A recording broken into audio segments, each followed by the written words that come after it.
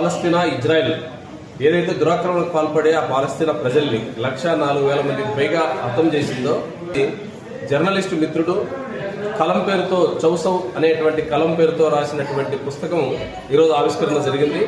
పుస్తక ఆవిష్కరణ యొక్క టైటిలే పాలస్తీనాలో ఉండేటువంటి ఒక యంగ్ అమ్మాయికి సంబంధించి ఆమె జీవితంలో ఈరోజు ఇజ్రాయెల్ దురాక్రమణకు వ్యతిరేకంగా ఫైట్ చేస్తున్నటువంటి ఒక మహిళ పేరుతో ఈ పుస్తకం టైటిల్ రాయడం జరిగింది.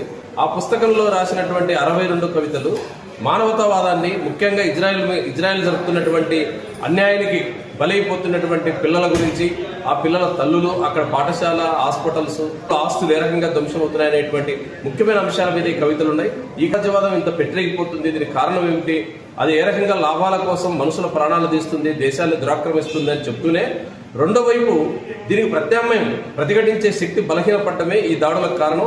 ఆ ప్రతిఘటించే శక్తి సోషలిస్ట్ శిబిరం ఉన్నప్పుడు ఈ రకమైన దాడులకు ఈ సామ్రాజ్యవాదం తెగబడేది కాదు.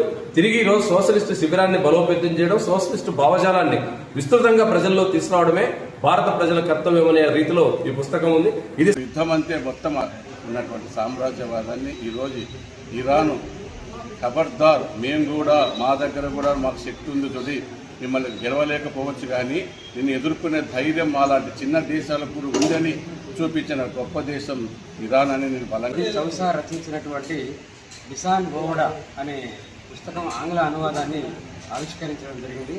కారణం వాళ్ళ ప్రపంచవ్యాప్తంగా జరుగుతున్న యుద్ధం పట్ల ప్రజలందరూ ఒక అవగాహన కలిగించడము, ఇరాన్ లాంటి దేశాలని నాశనం చేయడానికి పూనుకున్నటువంటి ఇజ్రాయెల్ అధ్యక్షుడు నెతన్యాహుని, అట్లాగే అమెరికా అధ్యక్షుడు డొనాల్డ్ ట్రంప్ పట్ల ఇంకా కొంతమంది సమర్థకులు ఉన్న నేపథ్యంలో వాళ్ళిద్దరు చేస్తున్న దుర్మార్గాన్ని నిరసించాలని ప్రజలు. బిసాన్ అనే పుస్తకాన్ని కవి చౌసా గారు రాశారు.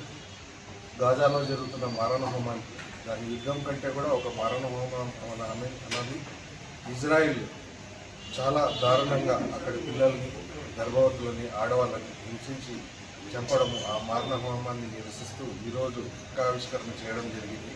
ఇది పాలస్తీనాకు మద్దతు పలుకుతూ సామ్రాజ్యవాద శక్తులని వ్యతిరేకించాలని అందరం తీర్మానం చేసి పాలస్తీనాకు మద్దతు తెలపడం జరిగింది. కావచ్చు, నిత్యావసరాలకు ఇబ్బంది పడే పరిస్థితి ప్రతి సామాన్య మానవునికి ఎదురవుతున్నది. యుద్ధం ఎవరికి కావాలి?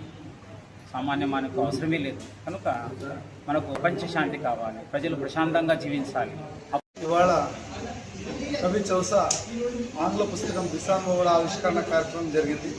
యుద్ధోన్మాదానికి, సామ్రాజ్యవాదానికి వ్యతిరేకంగా జరిగిన ఈ పుస్తకావిష్కరణ సభ విజయవంతమైంది. ఈ సభను ఇంత దిగ్విజయంగా పూర్తి చేసిన పట్టణ పౌర సంక్షేమ సంఘానికి హృదయపూర్వక ధన్యవాదాలు. ముఖ్యంగా